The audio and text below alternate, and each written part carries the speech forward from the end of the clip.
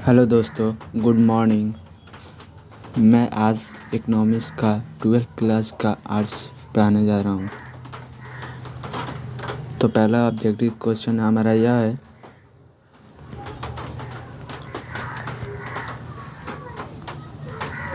महान मंदी किस वर्ष हुई? 1929 से 30 तक। निम्नलिखित में से कौन प्राथमिक क्षेत्र के अधीन आता है? कृषि। निम्नलिखित में कौन सेवा तृतीयक क्षेत्र में से संबंधित है? संवादवाहन। माइक्रोस निम्नलिखित में से किससे संबंधित है? ग्रीक शब्द से। सूक्ष्म अर्थशास्त्र का अध्ययन क्षेत्र है वितरण तथा उत्पादन के साधनों के प्रयोग में कुशलता। सभी आर्थिक समस्याओं का प्रमुख कारण क्या है? दुर्लभता। समष्टि अर्थशास्त्र के अभिकर्ता क्या करने का प्रयास करते हैं? जनता के कल्याण को अधिकतम करने का। ये वाला है, किस अर्थव्यवस्था में निजी स्वामित्व होता है? पूंजीवाद अर्थव्यवस्था। एक मिश्रित अर्थव्यवस्था की केंद्रीय समस्याओं का समाधान किसके द्वारा होता है? योजना तंत्र द्वारा, बाजार तंत्र द्वारा, कीमत पर नियंत्रण द्वारा। विश्व की सभी अर्थव्यवस्थाएं कैसी अर्थव्यवस्थाएं हैं? मिश्रित है। वस्तुओं और सेवाओं की कीमत और मात्राएं किस अर्थशास्त्र की शाखा में निर्धारित होती है? वैशिष्ट अर्थशास्त्र।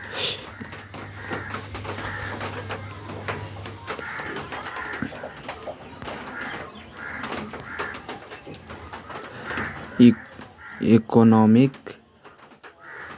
कसिंकेज ऑफ द पीस किसके द्वारा लिखित पुस्तक है? जॉन मैंडकिंस है। उसके बाद हमारा 13 नंबर क्वेश्चन, निम्न में से कौन आर्थिक समस्या है? आवश्यकता की पूर्ति के लिए सीमित साधनों का उत्कृष्ट उपयोग। अर्थव्यवस्था में निम्न में से किसमें सरकार की भूमिका नहीं है? लाभ कमाना में। समष्टि अर्थशास्त्र के अध्ययन को क्षेत्र क्या होता है? संपूर्ण अर्थव्यवस्था का उत्पादन, आय तथा कीमतों पर असर। निम्न में से कौन महामंदी का लक्षण नहीं है?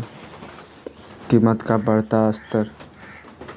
अर्थव्यवस्था में उत्पादन के साधनों का स्वामित्व किस क्षेत्र के पास होता है? परिवार क्षेत्र।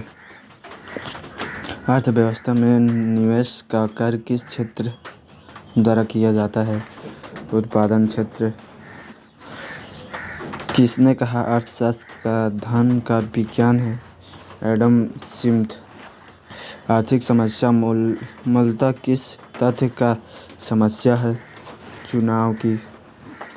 सबसे पहले माइक्रो शब्द का प्रयोग करने वाले हैं रैंगनर फ्रिश। निम्न में से किस अर्थव्यवस्था में निजी क्षेत्र एवं सार्वजनिक क्षेत्र दोनों का सह अस्तित्व होता है? मिश्रित अर्थव्यवस्था।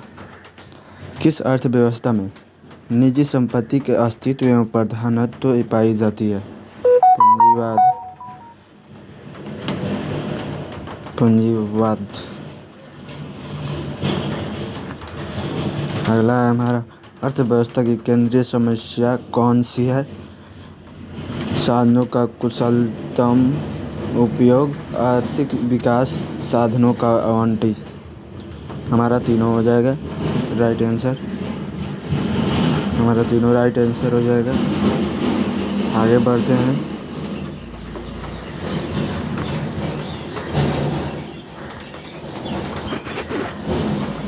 अगला हमारा है 25 नंबर। वैशिष्ट अर्थशास्त्र अध्ययन करता है व्यक्तिगत इकाई का। एक व्यक्ति के पास संसाधन होते हैं असीमित। पूंजीवादी अर्थव्यवस्था के केंद्रीय समस्या का साधन होता है पूंजीपति द्वारा। वह तालिका जिसमें उपभोक्ता द्वारा विविध कीमतों पर मांगी गई मात्राओं को दर्शाया जाता है उसे कहते हैं उपभोक्ता मांग अनुसूची। निम्नलिखित में कौन सी आर्थिक क्रियाएं अर्थशास्त्र के अध्ययन सामग्री के अंतर्गत सम्मिलित की जाती है? इसका आंसर होगा ए और बी दोनों। असीमित आवश्यकताओं से जुड़ी आर्थिक क्रियाएं और सीमित साधनों से जुड़ी आर्थिक क्रियाएं।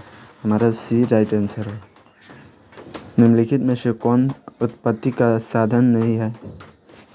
मुद्रा। अर्थव्यवस्था की केंद्रीय समस्या कौन सी है? हमारा इसमें का राइट आंसर होगा डी, क्योंकि सभी सही है। क्या उत्पादन हो, कैसे उत्पादन हो, उत्पादित वस्तुओं का वितरण कैसे करें, तीनों इसमें ज़रूरी है, तो ये हमारा डी होगा राइट आंसर। वशिष्ठ अर्थशास्त्र अध्ययन है एक विशिष्ट फर्म का वह तालिका जिसमें उत्पादक द्वारा विभिन्न कीमतों पर बेची गई मात्राओं को दर्शाया जाता है, उसे कहते हैं उत्पादक पूर्ति अनुसूचित। निम्न में से अर्थव्यवस्था में कीमतें एवं नियोजन तंत्र मिलकर केंद्रीय समस्याओं का समाधान किया जाता है, उसे क्या कहते हैं, ये आप लोग बताइएगा। हाँ, राइट आंसर। इसका आंसर होगा सी, पूंजीवादी अर्थव्यवस्था। विभिन्न कीमतों पर बाजार में मौजूद सभी उत्पादकों द्वारा बेची जाने वाली मात्राओं को दर्शाने वाले तालिका को कहते हैं बाजार पूर्ति अनुसूचित।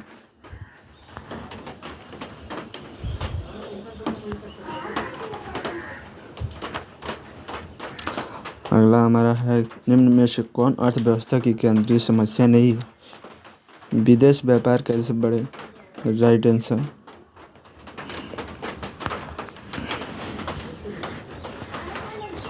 हमारा अगला आंसर है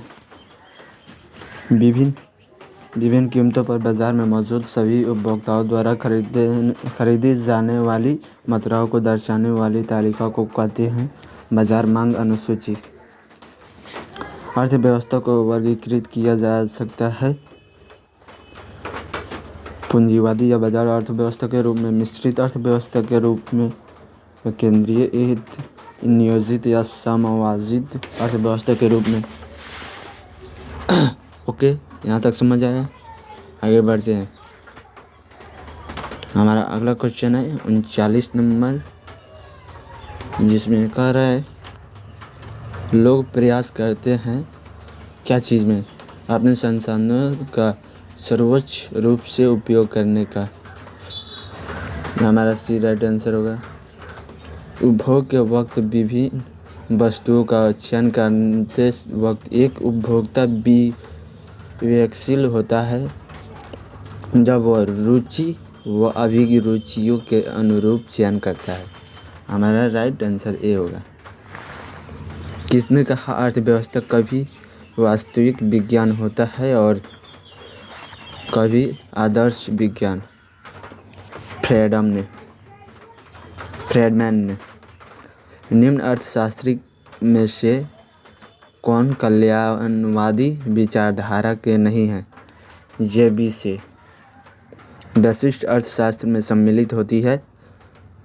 उपयुक्त सभी, इसका डी आंसर सही होगा, क्योंकि तीनों हमारा सही है। छोटे छोटे चर और व्यक्तिगत इकाई, व्यक्ति मूल्य निर्धारण। हमारा अगला क्वेश्चन है 44 नंबर, उपभोक्ता व्यवहार का अध्ययन किया जाता है क्या चीज़ में? सूक्ष्म अर्थशास्त्र में। वशिष्ठ अर्थशास्त्र का वैकल्पिक नाम है कीमत सिद्धांत। वशिष्ठ अर्थशास्त्र की शाखाएं कौन सी है? उपयुक्त सभी, इसका आंसर होगा सही है। साधन कीमत निर्धारण, आर्थिक कल्याण, वस्तु कीमत निर्धारण। उत्पादन के निम्न में से कौन से साधन हैं? तो श्रम भी है, पूंजी भी है, भूमि भी है, तो इसका राइट आंसर होगा डी। आर्थिक क्रियाओं के अध्ययन के संदर्भ में अर्थशास्त्र को शाखाओं वशिष्ठ और समष्टि में निम्न में से किसने विभाजित किया? रैगनर। फ्रिश। अर्थशास्त्र चयन का तर्कशास्त्र कहा है? किसने कहा है? रॉबिन्स। अर्थशास्त्र के जनक कौन थे? Adam Smith. अर्थशास्त्र की कल्याण संबंधी परिभाषा में के जन्मदाता थे? सैमुअल। किसके अनुसार अर्थशास्त्र मानव कल्याण का विज्ञान है? ए मार्शल। हमारा अगला क्वेश्चन है 53 नंबर। वैशिष्ट अर्थशास्त्र के निम्न में से किसका अध्ययन किया जाता है? तो सभी का। व्यक्तिगत फर्म,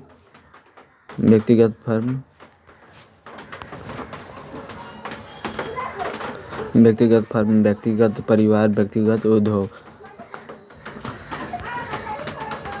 अंग्रेजी का शब्द मैक्रो ग्रीक शब्द मैक्रोज से लिया गया है जिसका अर्थ है व्यापक। अगला है 55 नंबर। किस अर्थव्यवस्था में कीमत यंत्र के आधार पर निर्णय लिया जाते हैं? पूंजीवादी। समष्टि अर्थशास्त्र के अंतर्गत निम्न में से किसका अध्ययन किया जाता है? सभी का। पूर्ण रोजगार, राष्ट्रीय आय, कुल उत्पाद। अगला है प्रभावपूर्ण मांग निर्भर करता है समग्र मांग पर और समग्र पूर्ति पर। अगला है आयताकार अतिपरवलय मांग वक्र के सभी बिंदुओं पर मांग की लोच ईडी होती है तो इसका इकाई के बराबर ईडी इक्वल टू 1 होगा। राइट आंसर हमारा ए होगा।